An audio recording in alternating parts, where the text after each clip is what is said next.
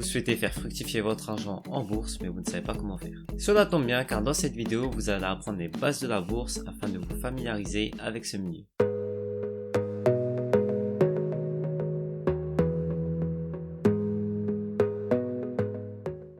Salut à tous, c'est Lucas et aujourd'hui on se retrouve dans une nouvelle vidéo qui a pour but de vous présenter l'investissement en bourse. Pour cela, j'ai réuni des questions et je vais y répondre avec grand plaisir.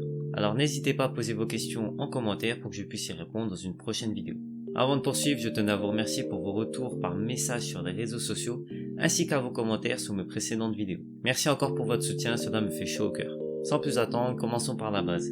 C'est quoi la bourse et comment ça marche? La bourse est un marché où sont négociés des instruments financiers, tels que les actions, les devises, les obligations, etc. Comme tout autre marché, il est dominé par la loi de l'offre et de la demande. Si une action est très recherchée, son prix va monter, car des acheteurs sont présents sur ce marché. À l'inverse, si une action baisse, c'est qu'il y a sur le marché plus de vendeurs que d'acheteurs. La bourse, via les actions, permet aux entreprises de financer leur activité en vendant des parts de leur capital sous forme d'actions. Mais qu'est-ce qu'une action? Une action représente une fraction du capital de l'entreprise. Du coup, si vous détenez des actions, vous êtes propriétaire d'une partie de l'entreprise. Par conséquent, vous avez le statut d'actionnaire, qui vous donne des droits comme voter et participer aux assemblées générales, recevoir des dividendes si la société en distribue. Mais qu'est-ce que le dividende? Le dividende représente le revenu versé par l'entreprise à ses actionnaires. Il peut être versé une ou plusieurs fois par an selon la politique de versement. Par exemple, Jonathan détient 10 actions de l'entreprise A. Lors de l'assemblée générale, les actionnaires votent pour le versement d'un dividende de 5 € par action détenue. Du coup, l'entreprise A devra verser 50 € de dividende à Jonathan car il détient 10 actions. Jusqu'à présent, rien de bien compliqué. Pourtant, il existe une idée générale qui laisse à penser que la bourse est très compliquée. La bourse, facile ou difficile? En fait, cela va dépendre de votre approche avec la bourse. Si vous souhaitez être trader, c'est beaucoup plus difficile, puisqu'il faut faire des études spécifiques, connaître les instruments financiers, suivre l'actualité, comprendre les documents financiers des entreprises, etc. C'est vraiment un métier à temps plein puisqu'à la fin du mois il faut se sortir un salaire. Alors que si vous souhaitez juste investir, il vous suffit simplement de connaître l'essentiel. Quoi qu'il en soit, les connaissances ne sont pas synonymes de réussite, mais il en faut tout de même un petit peu pour ne pas jouer à la roulette russe. Si je vous dis cela, c'est pour rejoindre Josh Kaufman qui est l'auteur du livre La méthode des 20 heures. Car pour lui, il est possible d'acquérir assez de compétences en 20 heures pour disposer d'un bon niveau. Il a aussi publié le très célèbre livre de Personal MBA qui est un incontournable dans le domaine de la vie professionnelle. Je vous recommande ces livres pour la richesse de leur contenu. Si vous souhaitez vous procurer ces livres, les liens sont en description. Comme vous l'avez compris, il est possible d'acquérir les bonnes connaissances en peu de temps. Mais pourtant, certains d'entre vous restent réticents et craignent la bourse. Mais alors pourquoi la bourse fait peur? Si la bourse fait peur, c'est à cause d'une idée générale de la société. Car en effet, les professionnels financiers comme les banquiers, les assureurs, etc. ont réussi à implémenter dans l'esprit de la société que pour réussir en bourse, il fallait passer par leurs services. Pour ceux qui suivent mes vidéos depuis le début, j'ai l'habitude de voir au-delà de l'idée générale et de comprendre le pourquoi du comment. Et c'est le cas dans cette situation. Alors pourquoi les professionnels financiers souhaitent nous faire peur? Eh bien c'est relativement simple et subtil. Joachim souhaite investir mais a peur car il n'y connaît pas grand chose. Du coup il s'oriente vers un professionnel en pensant bien faire pour par la suite gagner de l'argent. En passant par un professionnel, Joachim va payer des frais qui vont s'ajouter à la rémunération du professionnel. Le professionnel va proposer à Joachim des produits boursiers dans lesquels il touchera des commissions. Donc au final, les professionnels financiers pour se rémunérer davantage vont vous manipuler pour que vous souscriviez à leurs services et à leurs produits. C'est aussi simple que ça. Du coup, le professionnel de Joachim va lui prendre des frais dès le départ, avant même de lui avoir fait gagner le moindre centime. Ainsi, Joachim se retrouve dès le début avec une performance négative. À l'inverse, rares sont les professionnels financiers qui sont là dans votre intérêt. Ces professionnels financiers vont se prendre des frais seulement sur vos résultats. Donc ils vont faire tout leur possible pour vous enrichir au maximum, sinon ils ne pourront rien toucher. À vous de choisir le bon professionnel. Sinon vous pouvez toujours vous débrouiller seul en investissant de votre côté grâce à un courtier en ligne, comme c'est mon cas. Mais du coup, comment acheter des actions? Pour ma part, j'utilise Trading 212 qui est un courtier sans commission. Du coup, je vais vous présenter rapidement mes investissements en bourse. Actuellement, j'ai investi un peu plus de 36 000 € chez ce courtier et j'ai reçu au total 1327 € de dividendes. Ma plus-value actuelle est de 4 488 €, me donnant une performance de 12,31%. Et comme vous pouvez le voir, le samedi 22 octobre à 17 h, j'avais une plus-value de 2700 €. Et aujourd'hui, une semaine plus tard, j'ai un retour de 4 488 €, soit presque 2000 € de plus-value pris en une semaine. C'est pas mal. Au total, la somme de mes plus-values plus mes dividendes représente 5 815 €, ce qui est relativement correct. Maintenant, je vais vous présenter en live comment acheter une action. Du coup, pour l'exemple, je vais choisir l'entreprise Pepsi.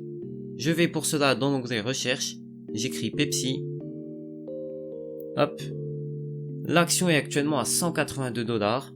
Le cours en bourse, ça fait haut bas, haut bas, haut bas, tout simplement parce que c'est comme ça la bourse, mais si on regarde sur le long terme, l'action est croissante. Donc voilà. Vous allez comprendre plus tard dans la vidéo. Je clique sur le bouton acheter.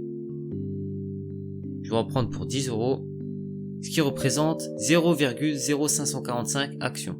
Contrôler l'ordre, envoyer l'ordre d'achat, et voilà. Aujourd'hui, nous sommes samedi et les marchés sont fermés. Comme vous pouvez voir, le marché va ouvrir dans 2 jours, 6 heures et 28 minutes. À partir de ce moment-là, mon ordre d'achat va être accepté et là, je serai l'heureux détenteur d'une fraction de l'action Pepsi. Maintenant que vous savez comment acheter une action, je tiens à vous mettre en garde.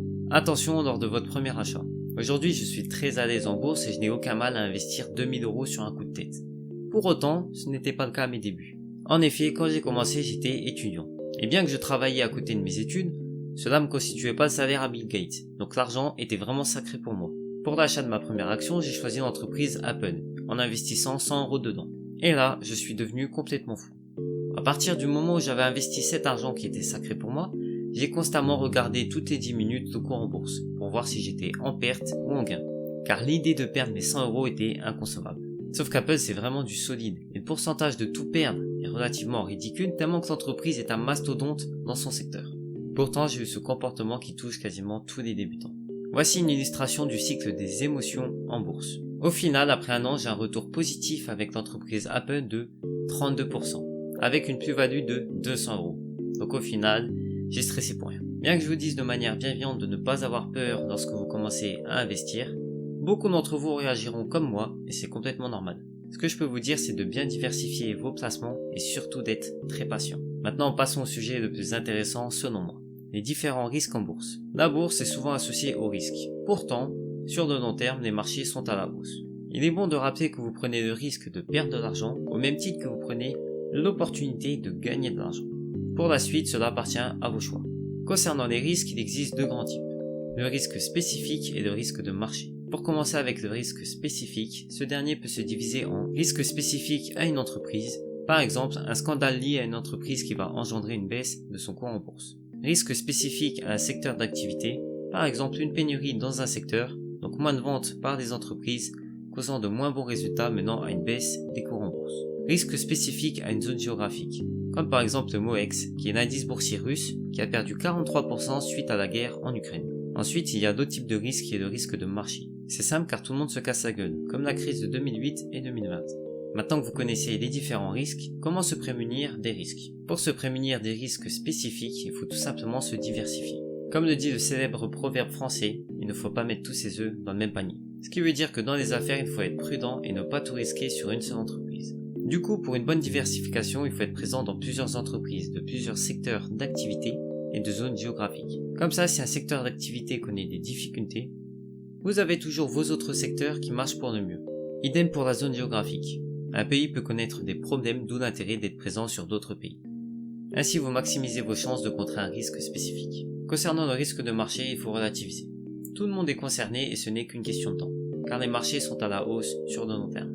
Par exemple, pour la crise de 2008, l'indice boursier S&P 500 a subi une perte de 45%. Mais un an plus tard, après le plus bas, c'est une hausse de 53%. Néanmoins, il faudra attendre encore un peu avant de retrouver le plus haut précédent. Pour la crise de 2020, le marché a subi une perte de 31%. Mais un an plus tard, après le plus bas, c'est une hausse de 69%, dépassant largement le plus haut précédent. Au final, les crises s'écoulent, car on peut acheter moins cher qu'avant. Et en investissant dans des entreprises qui maintiennent le dividende, même en temps de crise, cela assure une rente passive lorsque tout le monde est en panique. Donc pour récapituler, le meilleur moyen de se prémunir d'un risque spécifique, c'est la diversification. Et pour se prémunir d'un risque de marché, il faut tout simplement être patient car les marchés sont haussiers sur le long terme. En parlant de long terme, il faut comprendre l'importance de l'horizon d'investissement. En tant qu'investisseur, je recommande l'investissement long terme, au détriment de l'investissement court terme. Je vais vous présenter le pourquoi du comment à travers un tableau. Voici un tableau représentant le pourcentage de chances d'être en positif ou en négatif sur un intervalle de temps se basant sur les données historiques du S&P 500 entre 1926 et 2015. Comme vous pouvez le constater, au jour le jour, vous avez presque une chance sur deux d'être en positif. Mais plus votre horizon de temps est long, plus vos chances d'être en négatif diminuent, voire jusqu'à se supprimer sur une période de 20 ans. Comme vous l'avez compris, plus l'horizon d'investissement est long, plus vous réduisez vos chances d'être en perte. Du coup, quand faut-il acheter? Hélas, il n'est pas possible de prédire l'avenir en bourse. En réalité, la meilleure stratégie consiste à éviter de chercher le bon moment pour investir. Il faut plutôt élaborer un plan d'investissement et investir de manière cohérente. Pour m'aiguiller dans cette question, je fais appel au livre Inébranlable de Tony Robbins qui met en avant une étude qui est vraiment intéressante. Cette étude a été réalisée par Schwab qui montre différentes stratégies d'investissement. Schwab a examiné 5 investisseurs qui ont investi $2000 par an dans un portefeuille hypothétique qui suit l'indice S&P 500 de 2001 à 2020. Le premier investisseur a immédiatement investi ses $2000 au début de chaque année. Le deuxième investisseur a eu de pire timing et a investi au plus haut du S&P 500 chaque année. Le troisième investisseur a eu un timing parfait et a investi au point le plus bas du S&P 500 chaque année. Le quatrième investisseur avait une stratégie d'achat périodique par somme fixe et a investi des montants égaux chaque mois pendant l'année. C'est ce que l'on appelle le DCA. Enfin, le cinquième investisseur est resté entièrement en liquidité. Voyons comment ils s'en sont sortis. Nous voyons que même l'investisseur avec un timing parfait du marché n'a pas fait beaucoup mieux que l'investisseur qui a investi immédiatement au début de chaque année. La stratégie DCA s'est avérée presque la même que l'investissement immédiat. Même l'investisseur avec le pire timing du marché a quand même obtenu des résultats décents. Cependant, de loin, le pire rendement a été pour l'investisseur qui est resté en liquidité au fil des ans. Cela montre que même si vous investissez au mauvais moment, vous seriez toujours bien mieux loti que si vous n'investissez jamais du tout. Donc ce qu'il faut retenir, c'est qu'il faut oser investir et patienter. Me concernant, ma stratégie, c'est le DCA. Mais qu'est-ce que le DCA? C'est une stratégie d'investissement long terme qui vise à se protéger de la volatilité d'un actif financier. Le DCA consiste à investir régulièrement une somme identique quel que soit l'état du marché. Par exemple, Joachim met en place une stratégie DCA qui se présente de cette manière. Il va investir tous les 10 du mois 100 € dans son portefeuille d'actions. Cela va lui permettre d'allier simplicité, performance et minimisation du risque. Maintenant que vous savez acheter une action et quand investir, il faut savoir dans quoi investir. Pour cela, vous pouvez choisir des actions versant des dividendes ou non. Mais c'est quoi de mieux? Voici un graphique représentant le S&P 500 du 31 août 2001 au 31 août 2021. Sur cette période, le S&P 500 a eu un retour positif de 299% contre 493% avec les dividendes. Alors oui, les entreprises qui versent des dividendes apportent un plus à votre performance, mais il est bon de rappeler quand même qu'une entreprise versant des dividendes n'est pas forcément une entreprise qui est saine sur le long terme. Mais ça, c'est le sujet d'une prochaine vidéo. Pour conclure, investir en bourse via les actions est un très bon moyen pour faire fructifier son argent. Toutefois, il ne faut pas investir n'importe où. Pour réduire les risques, il est recommandé de bien se diversifier et d'opter pour une stratégie DCA en investissant une somme fixe à intervalles réguliers. Privilégiez les actions versant des dividendes, cela vous assurera une rente passive même en temps de crise. Ensuite, soyez patient et réinvestissez vos dividendes pour faire grossir davantage votre capital pour toucher encore plus de dividendes et ainsi de suite. Nous arrivons sur la fin de cette vidéo. Si vous avez des questions, n'hésitez pas à me les poser en commentaire. N'hésitez pas à checker la description pour accéder aux liens que je mets à disposition. Pour m'encourager, n'oubliez pas de liker cette vidéo et si vous souhaitez mieux gérer vos dépenses et faire fructifier votre argent, abonnez-vous. N'oubliez pas d'activer la cloche des notifications pour ne rater aucune de mes prochaines vidéos. Cette vidéo touche à sa fin, je vous souhaite la paix et le meilleur dans votre vie. Ciao!